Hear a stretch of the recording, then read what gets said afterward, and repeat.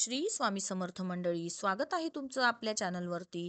तर मंडळी, कालचा म्हणजेच 20 जूनचा रिव्ह्यू स्किप झाला होता.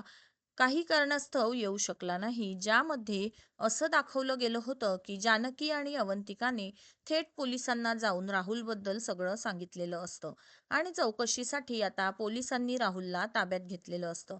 त्यानंतर या दोघीही धावपळ करत आहेत.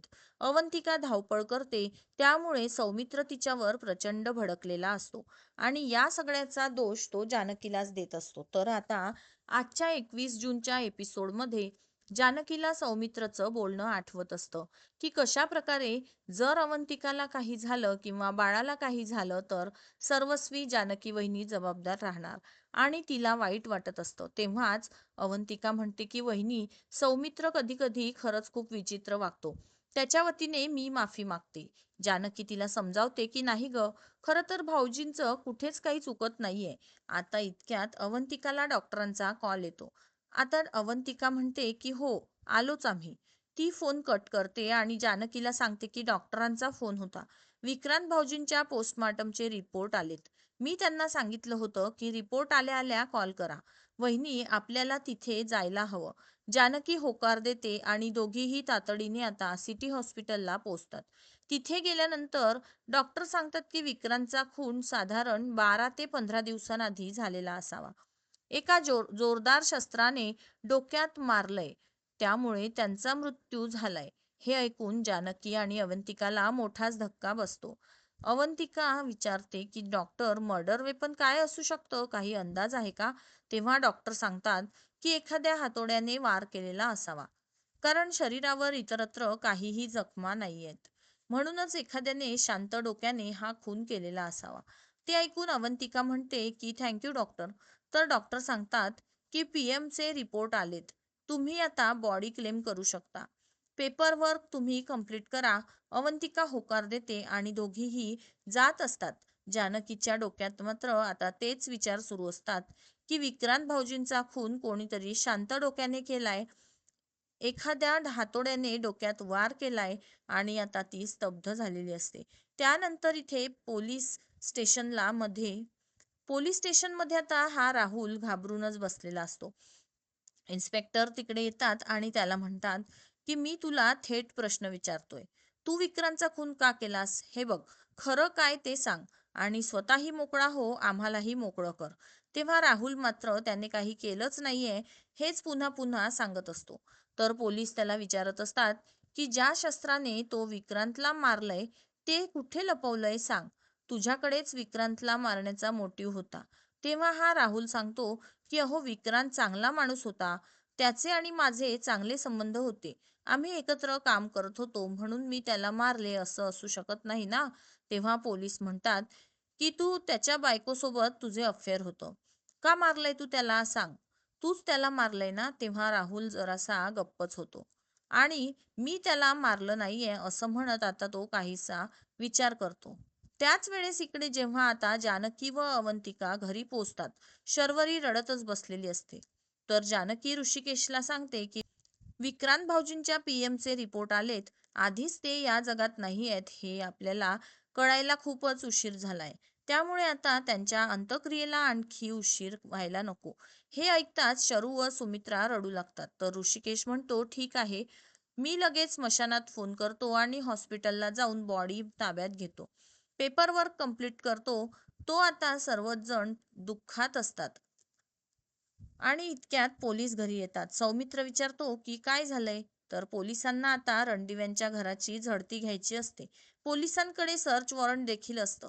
जेव्हा जानकी विचारते की सर, अहो पण जर का आमच्यापैकी कोणी खून केला असेल तर मग पुरावा दूर कुठेतरी जाऊन नष्ट करण्याचा प्रयत्न केला असताना आणि इथे असं काही का सापडेल. तेव्हा इन्स्पेक्टर सांगतात की बरोबर आहे तुमचं, परंतु हे एक प्रोसिजर असते, कारण डेड बॉडी तुमच्याच घराच्या अंगणात सापडलेली आहे. हेही होऊ शकतं की मर्डर वेपन देखील इथेच कुठेतरी असू शकतं, त्यामुळे हा एक प्रोसिजरचा भाग आहे असं समजा. तेव्हा सर्वच जण होकार देतात. सुमित्रेला वाईट वाटत असतं की घराची झडती होते, परंतु ऋषिकेश तिच्यापाशी जाऊन तिची समजूत काढतो. त्यानंतर झडतीला सुरुवात होते. 2 कॉन्स्टेबल बेडरूमकडे जातात तर एक जण किचनमध्ये आलेलं असतं. आता या कॉन्स्टेबलने कपाट, ड्रॉवर्स, बेड सगळं काही अगदी बारकाईने तपासणं सुरू केलेलं असतं. जो किचनमध्ये आलेला असतो तो देखील सगळी भांडी वगैरे पाहत असतो. त्याला तिथे कुठेही काहीच आढळत नाही. त्यानंतर अखेर तो घराच्या मागच्या बाजूने जातो, तिथेच जिथे ती डेड बॉडी सापडली होती. सगळीकडे तो नजर फिरवत असतो. इकडे सर्वच जण जीव मुठीत धरून टेन्शनमध्ये असतात. शर्वरी जराशी घाबरलेलीच असते आणि तेव्हाच इकडे आलेल्या कॉन्स्टेबलला एका कुंडीच्या मागे एक हातोडा दिसतो. तो लगेच पुढे येऊन सांगतो की साहेब, मर्डर वेपन सापडले, चला दाखवतो. तुम्हाला त्या सरशी सर्वजण तिकडे धाव घेतात आणि मागे येऊन पाहतात तर काय, सर्वांना तिथे तो हातोडा दिसतो. जेव्हा कॉन्स्टेबल हा हातोडा हातात घेतो, त्यांच्या हातात ऑब्व्हियसली ग्लोव्ज घातलेले असतात. आता त्या हातोड्याला विक्रांतच्या डोक्याचा एक भाग आणि त्यावर लागलेले केस देखील चिकटून आलेले असतात.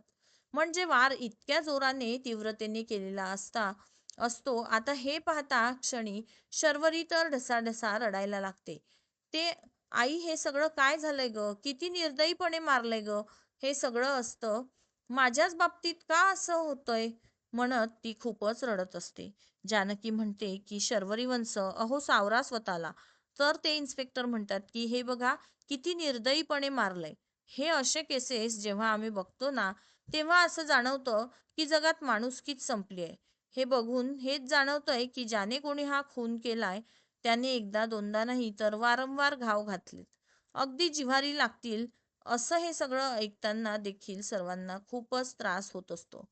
त्यानंतर इन्स्पेक्टर सुद्धा त्यानंतर इन्स्पेक्टर सूचना देतात की सर्वात आधी हे वेपन फॉरेन्सिक डिपार्टमेंटला, फॉरेन्सिक लॅबला पाठवा आणि या घरातील सगळ्यांचे फिंगरप्रिंटचे रिपोर्ट घ्या. फक्त यांचेच नाही तर ऐश्वर्या सारंग आणि लॉकअपमध्ये असलेला तो राहुल याचे देखील हे फिंगरप्रिंट्स वेपनवर असलेल्या फिंगरप्रिंट्सची मॅच होत आहे का, तेच पोलीस बघणार असतात. इन्स्पेक्टरांनी सूचना दिलेल्या असतात. पुढच्या 24 तासाच्या आत त्यांना रिपोर्ट हवे असतात.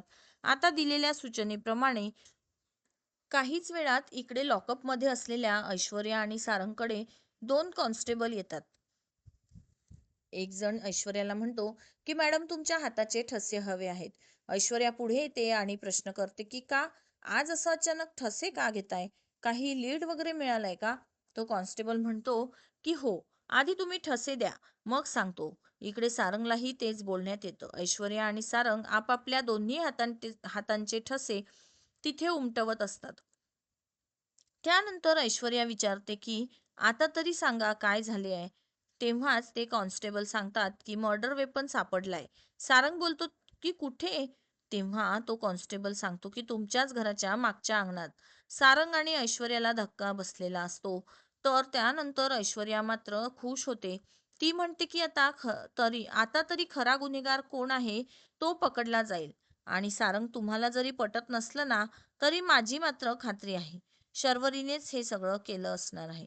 आता फिंगरप्रिंट्स मिळालेत ना, मर्डर वेपन मिळाले ना, सगळं काही स्पष्ट होईल आणि आपली इथून सुटका होईल. लवकरच ऐश्वर्याला वाटत असतं. त्यानंतर इकडे घरी देखील आता इन्स्पेक्टर तिथेच असतात. एक लेडी कॉन्स्टेबल तिथे उभी असते आणि एक एक करत रणदिवे कुटुंबातील सर्वांच्याच हाताचे ठसे घेतले जात असतात. सर्वात आधी सुमित्रा, त्यानंतर शरू, अवंतिका, जानकी, सौमित्रा आणि ऋषिकेश. प्रत्येकाने आपापल्या बोटांचे ठसे तिथे दिलेले असतात. त्यानंतर इन्स्पेक्टर म्हणतात की हे ठसे फॉरेन्सिक लॅबमध्ये सबमिट करा आणि मला 24 तासांच्या आत रिपोर्ट माझ्या टेबलवर हवे आहेत. ती कॉन्स्टेबल सांगते की येस सर आणि ती तिथून निघून जाते. पुढे इन्स्पेक्टर सर्वांना म्हणतात की हे बघा, आता जोपर्यंत रिपोर्ट येत नाही तोपर्यंत तुमच्यापैकी कोणीही घराबाहेर पडू शकत नाही. माझे हे 2 कॉन्स्टेबल इथेच असतील, ते तुमच्यावर लक्ष ठेवतील. तेव्हा ऋषिकेश म्हणतो की हो, परंतु आम्हाला विक्रांतच्या डेड बॉडीवर अंत्यसंस्कार करायचे आहेत. आम्हाला त्यासाठी परवानगी द्या. इन्स्पेक्टर सांगतात की ठीक आहे, परंतु हे सगळं क्रियाकर्म करत असताना माझे कॉन्स्टेबल तुमच्या सोबतच असतील आणि तुम्हा सर्वांवर त्यांची करडी नजर असेल. आता ते या कॉन्स्टेबलला सांगतात की बारकाईने लक्ष द्या आणि त्यानंतर तिथून निघून जातात. काही वेळ उलटून गेलेला असतो. आता विक्रांतची डेड बॉडी रणदिवेंच्या घरी आणली जाते. ॲम्ब्युलन्स दाराशी येऊन उभी राहते. दोन आता वॉर्ड बॉय विक्रांतची डेड बॉडी घेऊन आतमध्ये येतात. घरातील सर्वच जण दुःखात असतात. सर्वच जण आता पांढरे वस्त्र घालून नेसून तिथे असतात. डेड बॉडी आता येता क्षणी शर्वरीला लगेच विक्रांत असं म्हणत हंबरडा फोडून रडायला लागते. आता सुमित्रा तिला कशीबशी सावरत असते. अवंतिका आणि जानकीचे डोळेही पाणावलेले असतात. ऋषीलाही खूपच वाईट वाटत असतं, तर ही शर्वरी रडतच म्हणत असते की आई, हे सगळं काय होऊन बसलंय ग? माझ्याच नशिबात हे सगळं का? विक्रांत अरे परत येणारे, सारं झालं गेलं विसरून आपण नवीन सुरुवात करू येणारे, हे सगळं काय होऊन बसलंय असं म्हणत ही शरू आता खूपच रडत असते. आणि त्यानंतर पुढे ती रडतच म्हणत असते की आई सांग ना ग तू विक्रांतला, मी आता नाही भांडणार ग त्याच्याशी. विक्रांत उठणारे, विक्रांत असं म्हणत ती आता हंबरडा फोडून रडत असते. तेव्हा सुमित्रा देखील दुःखी होऊन बोलते की देवा, अरे मी तर नेहमी तुझ्याकडे हीच प्रार्थना करत आले, माझ्या लेकरांना सुखी ठेव. मग का असं केलं रे माझ्या शर्वरीच्या बाबतीत? तिचा हा संसार अर्ध्यातच तू का मोडलास? अजून यांना जाऊन महिना देखील झाला नाही आणि त्यात हे सगळं असं म्हणत सुमित्राही आता कोलमडून गेलेली असते. तेव्हा ऋषिकेश तिला धीर देतो. सांगतो की आई प्लीज सावर ग स्वतःला. शरू स्वतःला सावर. हे बघ विक्रांतरावांना जाऊन ऑलरेडी 8-10 दिवस झालेले आहेत. त्यांच्या आत्म्याला शांती लाभावी अशी सगळ्यांचीच इच्छा आहे. त्यामुळे आता यांना घेऊन जावं लागेल. त्यानंतर जेव्हा सौमी आणि ऋषिकेश ती डेड बॉडी उचलून बाहेर नेणार असतात, शरू मात्र आडवी येते. रडतच सांगत असते की नाही, माझ्या विक्रांतला कुठेही न्यायचं नाही. तो जसा आहे ना तसंच मी त्याच्यासोबत राहील. जानकी धक्क्याने पाहत राहते. तर सुमित्रा म्हणते की शरू, अगं सावर ना ग स्वतःला. आता सौमित्र म्हणतो की शरू अगं असं काय करतेस? जानकीही म्हणते की हो वंस, आता भाऊजींची वाट नका अडवू. विक्रांत भाऊजींना इथून न्यावंच लागेल. त्याशिवाय त्यांच्या आत्म्याला शांती नाही मिळणार.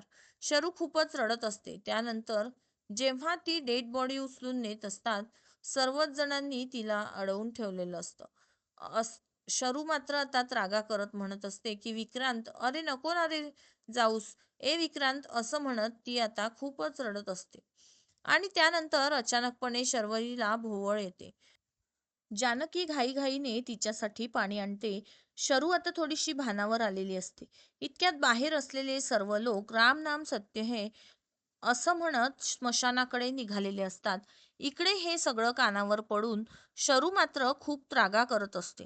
विक्रांत नाव घेऊन रडत असते. तिची ही अवस्था पाहता जानकी मनाशीच विचार करते की चुकले मी. ज्या शर्वरी वंशांचा जीव विक्रांत भाऊजींसाठी इतका तिळतिळ तुटतोय, मी त्यांच्यावरच आरोप केला. खरंच चूक झाली आहे माझी. असं म्हणत जानकी ही आता ओक्साबोक्शी रडत असते. तर आता बराच वेळ उलटून गेलेला असतो. रणदिवेंच्या घरात विक्रांतचा फोटो लावलेला असतो. हार घातलेला असतो. असं शरू फोटो पुढेच त्याचं नाव घेऊन खूपच रडत असते. आणि तेव्हाच घरी एंट्री होते पोलिसांची. सोबत ऐश्वर्या आणि सारंगही येतात. आता सर्वच जण त्यांच्याकडे पाहत असतात. तेव्हा इन्स्पेक्टर सांगतात की ऐश्वर्या आणि सारंगचे फिंगरप्रिंट मर्डर वेपनवर असलेल्या फिंगरप्रिंट सोबत मॅच झाले नाहीत. याचाच अर्थ ते निर्दोष आहेत. त्यांनी काही केलेलं नाहीये. हे ऐकताच सर्वांनाच खूप आनंद झालाय. खरं तर स्पेशल आनंद झालेला असतो जानकी आणि अवंतिकाला. जानकी ऋषिकेशला म्हणते की आता तरी तुमची खात्री पटली ना, ऐश्वर्याने काहीच केलेलं नाहीये. मी सांगत होते तुम्हाला, तो गप्पच असतो. तर जानकी मात्र बोलते की पण मग हे सगळं कोणी केलं असेल? कोणी केलं असेल विक्रांत भाऊजींचा खून? तेव्हा ऐश्वर्या शरूकडे पाहत सांगते की मी इतके दिवस जे सांगत होते ना ते आता सर्वांना पुराव्यानिशी पटेल. या शर्वरीनेच केलंय हे सगळं. हिनेच मारलंय विक्रांतला. असं ऐश्वर्या जेव्हा ओरडूनच बोलते, तेव्हा ही सुमित्रा मात्र आता पुढे येते आणि सनकन ऐश्वर्याच्या कानाखाली देते आणि रागानेच म्हणते की काय ग, अगं तिचा नवरा गमावलाय तिने. ती किती दुःखात आहे. अन्न पाणी सोडलंय तिने. तुला दिसत नाहीये का ग? आणि वर तू तिच्यावरच काय ग आरोप करतेस ऐश्वर्या? अगं कुठल्या जन्माचा सूड उगवतेस तू आमच्यावर? त्यानंतर हे इन्स्पेक्टर सुमित्रेला सांगतात की हे बघा, आम्ही तुमचं दुःख समजू शकतो, परंतु ऐश्वर्या मॅडम जे बोलतात ते बरोबर आहे. तेव्हा जानकी म्हणते, असं विचारते, तेव्हा इन्स्पेक्टर मोठा धक्कादायक खुलासा करतात की त्या मर्डर वेपनवर फक्त एकाच व्यक्तीचे फिंगरप्रिंट आहेत आणि त्या आहेत शर्वरी. हे ऐकताच सर्वांच्याच पायाखालची जमीनच जरूर सरकते. तर जानकी धक्क्यानेच, काय वंस, असं उद्गारते. शरू मात्र म्हणत असते की नाही, मी नाही केलं हे सगळं. माझ्या नवऱ्यावर खूप प्रेम होतं. मी का करेन हे सगळं? कोणीतरी सांगा ना यांना. इन्स्पेक्टर मात्र आता सांगतात की आम्ही हे सगळं पुराव्यांच्या आधारेच बोलतोय. त्यानंतर सुमित्रा त्यांना समजावू लागते की अहो, हे काय बोलताय तुम्ही? माझी शर्वरी कुणाला मारणं शक्यच नाही आणि ती स्वतःच्याच नवऱ्याचा खून का करेल? त्यानंतर शरू देखील त्रागा करत बोलत असते की दादा, अरे सांग ना तू यांना, माझं खरंच खूप प्रेम होतं रे विक्रांतवर. मी हे सगळं का करेल? ते पाहता इन्स्पेक्टर मात्र रागानेच सांगतात की हे बघा, तुमच्या नावाचं अरेस्ट वॉरंट आहे, तुम्हाला अटक करावीच लागेल. जेव्हा शरूला अटक करण्यासाठी कॉन्स्टेबल पुढे सरसावतात, ती मात्र रडतच ऋषिकेश जवळ येते आणि सांगत असते की दादा, अरे प्लीज, मी नाही रे असं काही केलंय. मी विक्रांतची शपथ घेऊन सांगते तुला, प्लीज तू समजावणार यांना. ऋषिकेश तिला शांत करतो आणि त्या इन्स्पेक्टरांना सांगतो की तुमचा काहीतरी गैरसमज होतोय. शरू हे असं काही करणं शक्यच नाही. सुमित्रा ही म्हणते की अहो, ती मुलगी आहे माझी, मी जन्म दिलाय तिला. ती हे असं काही करणं शक्य नाही. ती अशी नाहीये. तो तेव्हा इन्स्पेक्टर रागानेच बोलतात की तुम्ही शांत राहा आणि आम्हाला आमचं काम करू द्या. आता शरूला अटक करून घेऊन जाणार असतात. तर मंडळी, आजचा एपिसोड इथेच संपतो. तर पुढील भागात शरू रडत असते आणि आता पोलीस तिला घेऊन जात असतात. शरूला ताब्यात घेतलं जातं. त्यानंतर आता सुमित्रा मात्र ऐश्वर्याला सांगते की अगं, तुझ्यामुळे हे सगळं झालेलं असतं. हे सगळं का तू माझ्या मुलीला अडकवलं? माझ्याच घरात राहून हे सगळं करताना तुला लाज नाही वाटली का ग? तेव्हा सौमित्र सांगतो की आई, आपली शरू हे असं काही करणं शक्यच नाही. हे असं करणारी एकच व्यक्ती आहे, ती म्हणजे ऐश्वर्या. तेव्हा ऐश्वर्या रागानेच म्हणते की मी ऐकून घेते म्हणून उगीच काहीही बोलू नकोस सौमित्र. आणि तेव्हा सौमित्र बोलतो की बोलणार, मी पुन्हा पुन्हा तेच तेच बोलणार. आता दोघांचेच वाद सुरू होतात. तर तेव्हाच ऋषिकेश मनाशी म्हणतो की मर्डर वेपनवर शरूचे फिंगरप्रिंट सापडलेत, याचाच अर्थ जानकी जे बोलत होती ते खरं होतं आणि तो जानकीकडे पाहू लागतो. मंडळी, अखेर हा तिढा नक्की काय असेल? त्या हातोड्यावर शरूचे फिंगरप्रिंट आले कसे असणार? राहुल आणि शरू दोघांनी मिळून हे सगळं केलं असणार की राहुलने शर्वरीला अडकवलं असणार? सर्वच काही पाहणे खूपच उत्सुकतेचे असेल.